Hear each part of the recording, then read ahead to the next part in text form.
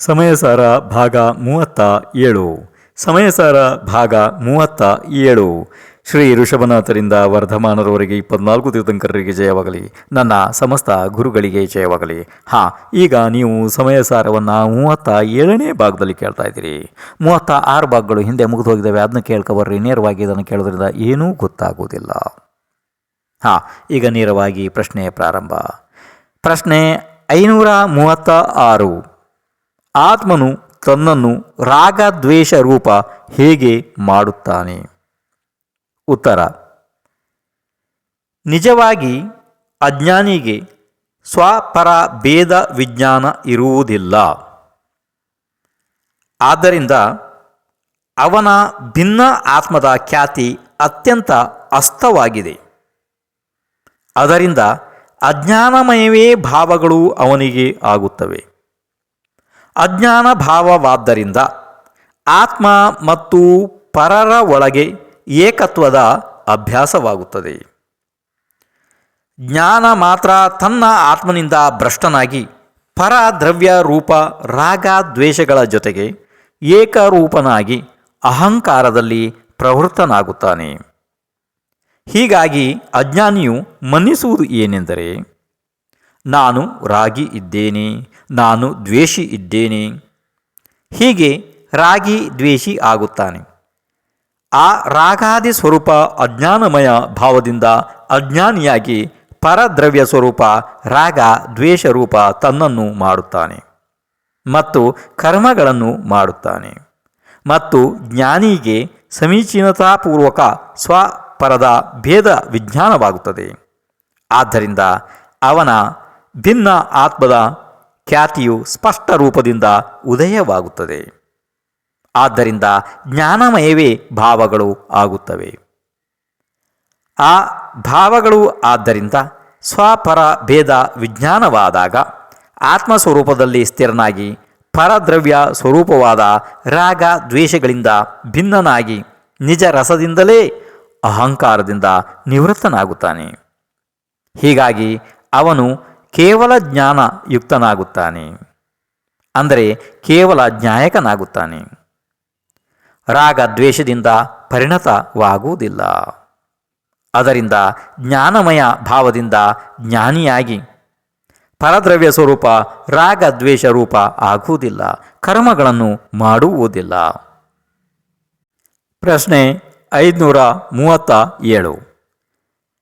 ಭೇದಜ್ಞಾನದ ಮಹತ್ವ ಏನು ಇದೆ ಮತ್ತು ಆತ್ಮನು ಯಾವಾಗ ಜ್ಞಾನಿ ಎನ್ನಲ್ಪಡುತ್ತಾನೆ? ಉತ್ತರ: ಈ ಆತ್ಮನಿಗೆ ಕ್ರೋಧಾದಿ ಮೋಹ ಪ್ರಕೃತಿಯ ಉದಯ ಇರುತ್ತದೆ. ಆಗ ತನ್ನ ಉಪಯೋಗದಲ್ಲಿ ರಾಗ ದ್ವೇಷ ರೂಪ ಮಲಿನ ಸ್ವಾದವು ಬರುತ್ತದೆ. ಭೇದಜ್ಞಾನದ ಹೊರತು ಅಜ್ಞಾನಿಯಾದವನು ರಾಗ ದ್ವೇಷದಿಂದ ಮಲಿನ ಅವಸ್ಥೆಯೇ ನನ್ನ ಸ್ವರೂಪವಿದೆ, ಇವುಗಳೇ ನಾನು ಇದ್ದೇನೆ, ಹೀಗೆ ಅಜ್ಞಾನಮಯ ಅಹಂಕಾರವನ್ನು ಮಾಡಿ ಕರ್ಮಗಳನ್ನು ಮಾಡುತ್ತಾನೆ. ಹೀಗೆ ಅಜ್ಞಾನ ಭಾವದಿಂದ ಕರ್ಮಬಂಧ ಆಗುತ್ತದೆ. ಮತ್ತು ಯಾವ ವೇಳೆಯಲ್ಲಿ ಹೀಗೆ ತಿಳಿಯುತ್ತಾನೆ? ಜ್ಞಾನ ಮಾತ್ರ ಶುದ್ಧ ಉಪಯೋಗವೇ ನನ್ನ ಸ್ವರೂಪವಾಗಿದೆ, ಅವನೇ ನಾನು ಇದ್ದೇನೆ. ರಾಗದ್ವೇಷಗಳು ಕರ್ಮದ ರಸಗಳು ಇವೆ, ನನ್ನ ಸ್ವರೂಪ ಅಲ್ಲ. ಹೀಗೆ ವೇದಜ್ಞಾನವಾಗುತ್ತದೆ. ಅದೇ ಸಮಯದಲ್ಲಿ ಜ್ಞಾನಿ ಆಗುತ್ತಾನೆ. ತನ್ನನ್ನು ರಾಗ ದ್ವೇಷ ರೂಪ ಮಾಡುವುದಿಲ್ಲ, ಕರ್ಮವು ಕಟ್ಟುವುದಿಲ್ಲ. ಹೀಗೆ ಜ್ಞಾನಿಯ ಕರ್ತವ್ಯ ಇದೆ. ಪ್ರಶ್ನೆ 538. ಜ್ಞಾನಿಗೆ ಜ್ಞಾನಮಯವಾದ ಭಾವವೇ ಏಕೆ ಆಗುತ್ತದೆ? ಇತರೆ ಅಜ್ಞಾನಮಯ ಭಾವಗಳು ಏಕೆ ಆಗುವುದಿಲ್ಲ? ಹಾಗೂ ಅಜ್ಞಾನಿಗೆ ಎಲ್ಲ ಭಾವಗಳು ಅಜ್ಞಾನಮಯವೇ ಏಕೆ ಆಗುತ್ತವೆ ಮತ್ತು ಇತರೆ ಜ್ಞಾನಮಯ ಭಾವಗಳು ಏಕೆ ಆಗುವುದಿಲ್ಲ? ಇದು ಪ್ರಶ್ನೆ. ಇದಕ್ಕೆ ಉತ್ತರವಾಗಿ ಆಚಾರ್ಯ ಶ್ರೀ ಕುಂದಕುಂದರು ಸಮಯಸಾರದ ಕರ್ತೃ ಕರ್ಮ ಅಧಿಕಾರದ ಗಾಥಾ ಸಂಖ್ಯೆ 128 ಮತ್ತು 129 ಹೇಳಲಿದ್ದಾರೆ. ಕೇಳಿರಿ. ನಾಣಮಯ ಭಾವೋ ನಾಣಮವೋ ಚೇವ ಜಾಯದೇ ಭಾವೋ ಜಮ್ಮ ತಮ್ಮ ನಾಣಿಸ ಸೌಹಿ ಭಾವಾಹು ನಾಣಮಯ. ಅಣ್ಣಾಣಮಯ ಭಾವ ಅಣ್ಣಾಣ್ಣೋ ಚೇವ ಜಾಯದೇ ಭಾವೋ ಜಮ್ಮ ತಮ್ಮ ಭಾವ ಅಣ್ಣಾಣ್ಣಮಯ ಅಣಾಣಿಸ. ಈಗ ಇನ್ನು ಮುಂದೆ ಈ ಗಾಥೆಗಳ ಅರ್ಥವನ್ನು ಹೇಳುತ್ತಾರೆ ಕೇಳಿರಿ. ಯಾಕೆಂದರೆ ಜ್ಞಾನಮಯ ಭಾವದಿಂದ ಜ್ಞಾನಮಯವೇ ಭಾವಗಳು ಉತ್ಪನ್ನವಾಗುತ್ತವೆ. ಅದರಿಂದ ಜ್ಞಾನಿಯ ನಿಜವಾಗಿ ಎಲ್ಲ ಭಾವಗಳು ಜ್ಞಾನಮಯವೇ ಇರುತ್ತವೆ. ಮತ್ತು ಯಾಕೆಂದರೆ ಅಜ್ಞಾನಮಯ ಭಾವದಿಂದ ಅಜ್ಞಾನಮಯ ಭಾವಗಳು ಉತ್ಪನ್ನ ಆಗುತ್ತವೆ. ಅದರಿಂದ ಅಜ್ಞಾನಿಯ ಅಜ್ಞಾನಮಯವೇ ಭಾವಗಳು ಉತ್ಪನ್ನ ಆಗುತ್ತವೆ. ಇದು ಗಾಥೆಯ ಅರ್ಥ ಆಯಿತು. ಇನ್ನು ಮುಂದೆ ಪ್ರಶ್ನೆ 539. ಅಜ್ಞಾನ ಮತ್ತು ಜ್ಞಾನ ಭಾವಗಳು ಹೇಗೆ ಇರುತ್ತವೆ? ಪ್ರಶ್ನೆ ಗೊತ್ತಾಯ್ತಪ್ಪ? ಅಜ್ಞಾನ ಮತ್ತು ಜ್ಞಾನಮಯ ಭಾವಗಳು ಹೇಗೆ ಇರುತ್ತವೆ? ಉತ್ತರ ಕೇಳಿರಿ. ನಿಜವಾಗಿ ಅಜ್ಞಾನಮಯ ಭಾವದಿಂದ ಆಗುವ ಭಾವಗಳು ಎಲ್ಲವೂ ಅಜ್ಞಾನದ ಉಲ್ಲಂಘನೆ ಮಾಡುವುದಿಲ್ಲ. ಅವು ಅಜ್ಞಾನಮಯವೇ ಇರುತ್ತವೆ. ಅದರಿಂದ ಅಜ್ಞಾನಿಯ ಎಲ್ಲ ಭಾವಗಳು ಅಜ್ಞಾನಮಯವೇ ಇರುತ್ತವೆ. ಮತ್ತು ಜ್ಞಾನಮಯದಿಂದ ಆಗುವ ಭಾವಗಳು ಎಲ್ಲವೂ ಜ್ಞಾನಮಯ ಭಾವದ ಉಲ್ಲಂಘನೆ ಮಾಡುವುದಿಲ್ಲ, ಜ್ಞಾನಮಯವೇ ಇರುತ್ತವೆ. ಅದರಿಂದ ಜ್ಞಾನಿಯ ಎಲ್ಲ ಭಾವಗಳು ಜ್ಞಾನಮಯವೇ ಇರುತ್ತವೆ. ಪ್ರಶ್ನೆ 540. ಜ್ಞಾನಿ ಮತ್ತು ಅಜ್ಞಾನಿಗಳ ಭಾವನೆ ಯಾವುದರಿಂದ ರಚಿಸಲ್ಪಟ್ಟಿವೆ? ಉತ್ತರ: ಜ್ಞಾನಿಯ ಎಲ್ಲ ಭಾವಗಳು ಜ್ಞಾನದಿಂದ ರಚಿಸಲ್ಪಟ್ಟಿರುತ್ತವೆ ಮತ್ತು ಅಜ್ಞಾನಿಯ ಎಲ್ಲ ಭಾವಗಳು ಅಜ್ಞಾನದಿಂದ ರಚಿಸಲ್ಪಟ್ಟಿರುತ್ತವೆ. ಪ್ರಶ್ನೆ 541. ಜ್ಞಾನ ಅಜ್ಞಾನಮಯ ಭಾವಗಳಿಗೆ ಉದಾಹರಣೆ ಇದೆಯೇ? ಇದಕ್ಕೆ ಉತ್ತರವಾಗಿ ಆಚಾರ್ಯ ಶ್ರೀ ಕುಂದಗುಂದರು ಸಮಯಸಾರದ ಕರ್ತೃಕರ್ಮ ಅಧಿಕಾರದ 130 ಮತ್ತು 131 ಸಂಖ್ಯೆಯ ಗಾಥೆಯನ್ನು ಹೇಳಲಿದ್ದಾರೆ ಕೇಳಿರಿ. ಕಣಯಮಯ ಭಾವಾಥೋ ಜಾಯಂತೆ ಕುಂಡಲಾದಯೋ ಭಾವ ಅಯಮಾಯಾ ಭಾವದೋ ಜಾಯಂತೆ ಧೂಖಡಯಾಧಿ ಅಣ್ಣಾಣಮಯ ಭಾವ ಅಣಾಣೀನೋ ಬಹುವಿಹಾವಿ ಜಾಯಂತೆ ನಾಣಿ ಸಾಧು ನಾಣಮಯ ಸೌಹೇ ಭಾವತಃ ಹೋಂತಿ. ಇವು 2 ಗಾಥೆಗಳು. ಈಗ ಈ ಗಾಥೆಯ ಅರ್ಥವನ್ನು ಹೇಳುತ್ತಾರೆ ಕೇಳಿರಿ.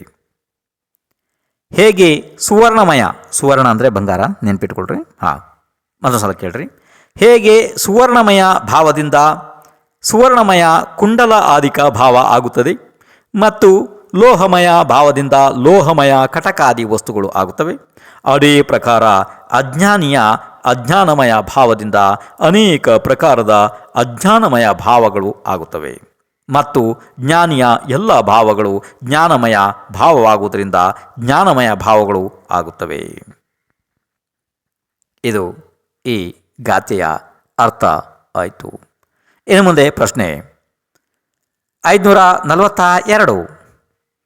ಜ್ಞಾನ ಮತ್ತು ಅಜ್ಞಾನ ಭಾವಗಳ ಕಾರಣದಿಂದ ಜೀವನು ಯಾವ ಯಾವ ಭಾವದಲ್ಲಿ ವರ್ತಿಸುತ್ತಾನೆ? ಉತ್ತರ ಕೇಳ್ರಿ. ಉತ್ತರ: ಹೇಗೆ ಕಾರಣ ಇದೆಯೋ ಹಾಗೆ ಕಾರ್ಯ ಎಂಬಂತೆ ಹೇಗೆ ಸುವರ್ಣದಿಂದ ಸುವರ್ಣಮಯ ಆಭೂಷಣಗಳೇ ತಯಾರು ಆಗುತ್ತವೆ, ಅಂದರೆ ಆಭರಣಗಳು ತಯಾರಾಗ್ತವೆ, ಕಬ್ಬಿಣದಿಂದ ಕಬ್ಬಿಣದ ಆಭರಣಗಳೇ ತಯಾರಾಗ್ತವೆ, ಅದೇ ಪ್ರಕಾರ ಅಜ್ಞಾನಿಯ ಅಜ್ಞಾನದಿಂದ ಅಜ್ಞಾನಮಯವೇ ಭಾವಗಳು ಆಗುತ್ತವೆ, ಜ್ಞಾನಿಯ ಜ್ಞಾನದಿಂದ ಜ್ಞಾನಮಯವೇ ಭಾವಗಳು ಆಗುತ್ತವೆ. ಇಲ್ಲಿ ಹೀಗೆ ಆಶಯವನ್ನು ತಿಳಿಯಬೇಕು.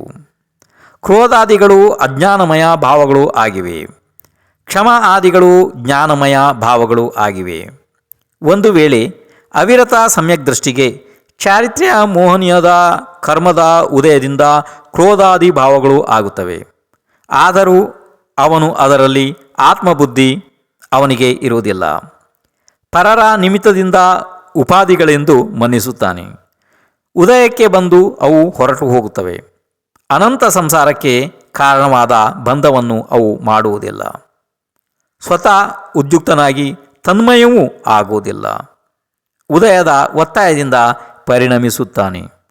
ಇಂತಹ ಸ್ಥಿತಿಯೊಳಗೂ ಸಹ ಜ್ಞಾನದಲ್ಲಿಯೇ ತನ್ನ ಸ್ವಾಮಿತ್ವವನ್ನು ಸ್ವೀಕರಿಸುತ್ತಾನೆ. ಕ್ರೋಧಾದಿ ಭಾವಗಳನ್ನು ಜ್ಞೇಯವೆಂದು ತಿಳಿದು ಕೇವಲ ಜ್ಞಾತದೃಷ್ಟ ಇರುತ್ತಾನೆ, ಕರ್ತ ಆಗುವುದಿಲ್ಲ. ಹೀಗೆ ಅಲ್ಲಿಯೂ ಜ್ಞಾನಮಯ ಭಾವದಿಂದ ಜ್ಞಾನಮಯ ಭಾವವನ್ನೇ ಮಾಡುತ್ತಾನೆ ಎಂದು ತಿಳಿಯಬೇಕು. ಇನ್ನು ಮುಂದೆ ಪ್ರಶ್ನೆ. ಮುಂದಿನ ಪ್ರಶ್ನೆ ಕೇಳ್ರಿ. ಪ್ರಶ್ನೆ ಸಂಖ್ಯೆ 543. ಜ್ಞಾನ ಅಜ್ಞಾನದ ಕಾರಣ ಜೀವ ಹೇಗೆ ಆಗುತ್ತದೆ? ಅಂದರೆ ಇನ್ನೊಂದ್ಸಲ ಪ್ರಶ್ನೆ ಕೇಳ್ರಿ. ಜ್ಞಾನ ಅಜ್ಞಾನದ ಕಾರಣ ಜೀವ ಹೇಗೆ ಆಗುತ್ತಾನೆ? ಇದಕ್ಕೆ ಉತ್ತರವಾಗಿ ಆಚಾರ್ಯರು ಇಲ್ಲಿ ಸಮಯ ಸಾರದ ಕರ್ತೃಕರ್ಮ ಅಧಿಕಾರದ 132, 133, 134, 135, 136 ಈ 5 ಗಾಥೆಗಳನ್ನು ಒಂದೇ ಸ್ಥಳದಲ್ಲಿ ಹೇಳಲಿದ್ದಾರೆ, ಕೇಳಿರಿ. ಅಣ್ಣಾಣ ಸ ಉದವು ಜಂ ಜೀವಾಣಂ ಅತಚ್ಚ ಉಲಬ್ಧಿ ಮಿಚ್ಚತ್ತ ಸಾಧು ಉದವು ಜೀವಸ್ವ ಅಸದ್ದಹಾಣತ್ತಂ ಉದವು ಅಸಂಜಮಸ್ಸಧು ಜಂ ಜೀವಾಣಂ ಹವೇಯಿ ಅವಿರಮಣಂ ಜೋಧು ಕಲುಸೋ ವ ಓಗೋ ಜೀವಾಣಂ ಸೋ ಕಸ ಉದವೋ ತಂ ಝಾಣ ಜೋಗ ಉದಯಂ ಜೋ ಜೀವಾಣಂ ತು ಚಿಟ್ಟ ಉಚ್ಚಾಹೋ ಸೋಹಾಣ ಮಸೋಹಣಂ ವಾ ಕಾಹ್ಯವೋ ವಿರದಿ ಭಾವೋ ವಾ ಏದೇಸು ಹೇದು ಭೂದೇಸು ಕಮ್ಮ ಇಯ ವಗ್ಗಣ ಗಯಂ ಜಂತು ಪರಿಣಮದೆ ಅಟ್ಲವ್ಯಂ ನಾನಾವರಣಾಧಿಭಾವೇಹಿಂ ತಂ ಖಲು ಜೀವನೆ ಬದ್ಧಂ ಕಮ್ಮ ಇಯ ವಗ್ಗಣಾಘಯಂ ಜಂ ಜ ಇಯ ತಯ್ಯಾದು ಹೋದಿ ಹೇದು ಜೀವು ಪರಿಣಾಮ ಭಾವಾಣಂ. ಈಗ ಈ 5 ಗಾಥೆಗಳ ಅರ್ಥವನ್ನು ಕೇಳಿರಿ. ಯಾವ ಜೀವಗಳಿಗೆ ಅನ್ಯತಾ ಸ್ವರೂಪದ ಜ್ಞಾನವಿದೆ ಅವನಿಗೆ ಅಜ್ಞಾನದ ಉದಯ ಇದೆ, ಮತ್ತು ಜೀವದ ಅತತ್ವದ ಪ್ರಧಾನವಿದೆ, ಅದು ಮಿಥ್ಯಾತ್ವದ ಉದಯ ಇದೆ. ಮತ್ತು ಜೀವಿಗಳಿಗೆ ಅತ್ಯಾಗ ಅಂದರೆ ತ್ಯಾಗ ಮಾಡುವುದಿಲ್ಲ, ಅತ್ಯಾಗ ಭಾವವು ಅದು ಅಸಂಯಮದ ಉದಯ ಇದೆ. ಮತ್ತು ಯಾವ ಜೀವಗಳಿಗೆ ಮಲಿನ ಉಪಯೋಗವಿದೆ ಅವನು ಕಷಾಯದ ಉದಯದಿಂದ ಇರುವನು. ಮತ್ತು ಜೀವಗಳಿಗೆ ಶುಭ ರೂಪ ಅಥವಾ ಅಶುಭ ರೂಪ ಮನ ವಚನ ಕಾಯದ ಚೇಷ್ಟೆಯು ಉತ್ಸಾಹವಿದೆ, ಅದು ಮಾಡಲು ಯೋಗ್ಯ ಅಥವಾ ಮಾಡದೇ ಇರುವ ಕಾರ್ಯ ಇದೆ. ಅದಕ್ಕೆ ಯೋಗದ ಉದಯವೆಂದು ತಿಳಿಯಬೇಕು. ಇವುಗಳಿಗೆ ಹೇತುಭೂತವಿದ್ದಾಗ ಯಾವ ಕರ್ಮ ವರ್ಗಣ ರೂಪವಾಗಿ ಪ್ರಾಪ್ತವಾದ ಜ್ಞಾನಾವರಣ ಆದಿ ಭಾವದಿಂದ 8 ಪ್ರಕಾರದಿಂದ ಪರಿಣಾಮ ಮಾಡುತ್ತವೆ, ಅದು ನಿಶ್ಚಯವಾಗಿ ಯಾವ ವೇಳೆಯಲ್ಲಿ ಕರ್ಮಾನುವರ್ಗಣ ರೂಪವಾಗಿ ಬಂದಂತಹ ಜೀವದಲ್ಲಿ ಬದ್ಧವಾಗುತ್ತದೆ, ಆಗ ಆ ಅಜ್ಞಾನದ ಪರಿಣಾಮ ರೂಪವಾದ ಭಾವಗಳ ಕಾರಣವು ಜೀವವು ಆಗುತ್ತದೆ. ಇನ್ನು ಮುಂದೆ ಪ್ರಶ್ನೆ 544. ಮಿಥ್ಯಾತ್ವ, ಅಸಂಯಮ, ಕಷಾಯ, ಯೋಗ ಆದಿ ಭಾವಗಳು ಹೇಗೆ ಇವೆ? ಇದಕ್ಕೆ ಉತ್ತರ ಕೇಳ್ರಿ. ಅಯಾರ್ಥಾರ್ಥ ಅಂದರೆ ಅರ್ಥ ಅಲ್ಲ, ಅಯಾರ್ಥಾರ್ಥ ವಸ್ತು ಸ್ವರೂಪದ ಉಪಲಬ್ಧಿಯಿಂದ ಜ್ಞಾನದಲ್ಲಿ ಬರುವ ಸ್ವಾದರೂಪವು ಅಜ್ಞಾನದ ಉದಯದಿಂದ ಇದೆ. ಮಿಥ್ಯಾತ್ವ, ಅಸಂಯಮ, ಕಷಾಯ, ಯೋಗ ಆದಿಗಳು 4 ಅಜ್ಞಾನಮಯ ಭಾವ ಇವೆ. ಇವು ಜ್ಞಾನಾವರಣ ಆದಿ ಕರ್ಮದ ಕಾರಣಗಳು ಇವೆ. ಅವುಗಳಲ್ಲಿ ತತ್ವದ ಅಶ್ರದ್ಧಾನ ರೂಪದಿಂದ ಜ್ಞಾನದಲ್ಲಿ ಬರುವ ಸ್ವಾದವು ಮಿಥ್ಯಾತ್ವದ ಉದಯ ಇದೆ. ಅತ್ಯಾಗ ರೂಪದಿಂದ ಜ್ಞಾನದಲ್ಲಿ ಬರುವ, ಇಲ್ಲಿ ಅತ್ಯಾಗ ಅಂದರೆ ತ್ಯಾಗ ಮಾಡದೇ ಇರುವುದು, ಅತ್ಯಾಗ ರೂಪದಿಂದ ಜ್ಞಾನದಲ್ಲಿ ಇರುವ ಸ್ವಾದವು ಅಸಂಯಮದ ಉದಯ ಇದೆ. ಮಲಿನ ಉಪಯೋಗದಿಂದ ಜ್ಞಾನದಲ್ಲಿ ಬರುವ ಸ್ವಾದವು ಕಷಾಯದ ಉದಯ ಇದೆ. ಮತ್ತು ಶುಭ ಅಶುಭ ಪ್ರವೃತ್ತಿ ನಿವೃತ್ತಿ ರೂಪ ವ್ಯಾಪಾರದಿಂದ ಜ್ಞಾನದಲ್ಲಿ ಇರುವ ಸ್ವಾದವು ಯೋಗದ ಉದಯ ಇದೆ. ಈ ಮಿಥ್ಯಾತ್ವ ಆದಿಯ ಉದಯ ರೂಪ 4 ಭಾವಗಳು ಭವಿಷ್ಯತ್ಕಾಲೀನ ಕರ್ಮಬಂಧದ ಕಾರಣ ಇದೆ. ಅವುಗಳ ಕಾರಣದಿಂದ ಪುದ್ಗಲ ದ್ರವ್ಯವು ಕರ್ಮ ವರ್ಗಣ ರೂಪವಾಗಿ ಬಂದಂತಹ ಜ್ಞಾನಾವರಣ ಆದಿ 8 ಪ್ರಕಾರದಿಂದ ಸ್ವಯಮೇವ ಪರಿಣಮನವಾಗುತ್ತದೆ. ಈ ಜ್ಞಾನಾವರಣ ಆದಿ ರೂಪ ಕರ್ಮ ವರ್ಗಣೆಗಳು ಯಾವಾಗ ಜೀವನಲ್ಲಿ ನಿಬದ್ಧವಾಗುತ್ತವೆ ಆಗ ಜೀವನು ಸ್ವಯಮೇವ ಅಜ್ಞಾನ ಭಾವದಿಂದ ಸ್ವ ಮತ್ತು ಪರರೊಳಗೆ ಏಕತ್ವದ ನಿಶ್ಚಯ ಮಾಡಿ ಅಜ್ಞಾನಮಯ ಅತತ್ವ ಶ್ರದ್ಧಾನ ರೂಪ ಆದಿ ತನ್ನ ಪರಿಣಾಮ ಸ್ವರೂಪ ಭಾವದ ಕಾರಣನಾಗುತ್ತಾನೆ. ಪ್ರಶ್ನೆ 545. ಮಿಥ್ಯಾತ್ವ ಆದಿಗಳಿಂದ ಜೀವನು ಅಜ್ಞಾನ ಭಾವಗಳ ಕರ್ತೃ ಹೇಗೆ ಆಗುತ್ತಾನೆ? ಉತ್ತರ: ಅಜ್ಞಾನ ಭಾವದ ಭೇದ ರೂಪವಾದಂತಹ ಮಿಥ್ಯಾತ್ವ, ಅವಿರತಿ, ಕಷಾಯ, ಯೋಗ ರೂಪ ಪರಿಣಾಮಗಳು ಇವೆ. ಅವು ಪುದ್ಗಲದ ಪರಿಣಾಮಗಳು ಇವೆ. ಅವು ಜ್ಞಾನಾವರಣ ಆದಿ ಮುಂದಿನ ಕರ್ಮಗಳ ಬಂಧದ ಕಾರಣಗಳು ಇವೆ. ಮತ್ತು ಜೀವನು ಆ ಮಿಥ್ಯಾತ್ವ ಆದಿಗಳ ಉದಯವಾದಾಗ ತನ್ನ ಅಜ್ಞಾನ ಭಾವದಿಂದ ಅತತ್ವ ಶ್ರದ್ಧಾನ ಆದಿ ಭಾವಾದಿಗಳ ರೂಪದಿಂದ ಪರಿಣಮಿಸುತ್ತಾನೆ ಮತ್ತು ತನ್ನ ಅಜ್ಞಾನ ರೂಪ ಭಾವಗಳ ಕರ್ತ ತಾನೇ ಆಗುತ್ತಾನೆ. ಇನ್ನು ಮುಂದೆ ಪ್ರಶ್ನೆ 546. ಒಂದು ವೇಳೆ ಜೀವದ ಪರಿಣಾಮಗಳು ಸಹ ಪುದ್ಗಲ ದ್ರವ್ಯದಿಂದ ಭಿನ್ನ ಇದೆ ಎಂದು ಮನ್ನಿಸಿದರೆ ಏನಾಗುತ್ತದೆ? ಮೊದಲು ಇಲ್ಲಿ ಪ್ರಶ್ನೆಯನ್ನು ಸರಿಯಾಗಿ ಕೇಳ್ರಪ್ಪ. ನಿಮಗೆ ಅರ್ಥ ಆಯ್ತಿದು? ನನಗೆ ಯಾಕೋ ಅನುಮಾನ ಇದೆ. ಪ್ರಶ್ನೆಯನ್ನು ಇನ್ನೊಂದು ಸಲ ಕೇಳ್ತೀರಿ? ಇದು ಪ್ರಶ್ನೆ ಸಂಖ್ಯೆ ಎಷ್ಟು? ಪ್ರಶ್ನೆ 546. ಒಂದು ವೇಳೆ ಜೀವದ ಪರಿಣಾಮಗಳು ಸಹ ಪುದ್ಗಲ ದ್ರವ್ಯದಿಂದ ಭಿನ್ನ ಇದೆ ಎಂದು ಮನ್ನಿಸಿದರೆ ಏನಾಗುತ್ತದೆ? ಅದಕ್ಕೆ ಉತ್ತರ ರೂಪವಾಗಿ ಆಚರಿಸಿ ಕುಂದಕುಂದರು ಸಮಯ ಸಾರದ ಕರ್ತೃಕರ್ಮ ಅಧಿಕಾರದ 137 ಮತ್ತು 138 ಸಂಖ್ಯೆಯ ಗಾಥೆಯನ್ನು ಹೇಳಲಿದ್ದಾರೆ, ಕೇಳಿರಿ.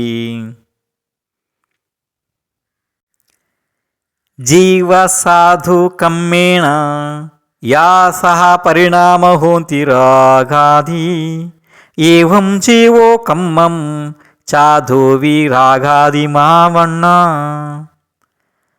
ಏಕ ಸಾಧು ಪರಿಣಾಮೋ ಜಾಯದಿ ಜೀವಸ್ಸರಾಗಮಾದಿಹಿಂ ತಾಕಮ್ಮೋದಯ ಹೇದುಹಿಂ ವೀಣಾ ಜೀವಸ್ಸ ಪರಿಣಾಮೋ. ಈಗ ಈ ಗಾಥೆಯ ಅರ್ಥವನ್ನು ಕೇಳಿರಿ. ಒಂದು ವೇಳೆ ಹೀಗೆ ಮನ್ನಿಸಿದರೆ ಜೀವದ ಪರಿಣಾಮಗಳು ರಾಗಾದಿಗಳು ಇವೆ. ಅವು ನಿಶ್ಚಯವಾಗಿ ಕರ್ಮಗಳ ಜೊತೆಗೆ ಆಗುತ್ತವೆ. ಹೀಗೆ ಆದರೆ ಜೀವ ಮತ್ತು ಕರ್ಮ ಎರಡೂ ಸಹ ರಾಗಾದಿ ಪರಿಣಾಮಗಳಿಗೆ ಪ್ರಾಪ್ತವಾಗುವ ಆಪತ್ತಿ ಬಂದೀತು. ಆದ್ದರಿಂದ ಸಿದ್ಧವಾಯಿತು ಏನೆಂದರೆ ಆ ರಾಗಾದಿಗಳಿಂದ ಒಂದೇ ಜೀವದ ಪರಿಣಾಮಗಳು ಉತ್ಪನ್ನವಾಗುತ್ತವೆ. ಅದು ಕರ್ಮದ ಉದಯ ರೂಪ ನಿಮಿತ್ತ ಕಾರಣದಿಂದ ಪೃಥಕ್ ಅಂದರೆ ಭಿನ್ನವಾಗಿ ಒಂದು ಜೀವದ ಪರಿಣಾಮವೇ ಇದೆ. ಇದನ್ನು ವಿಸ್ತಾರವಾಗಿ ಹೇಳಬೇಕಾಯ್ತು, ಸಮಯ ಇಲ್ಲ.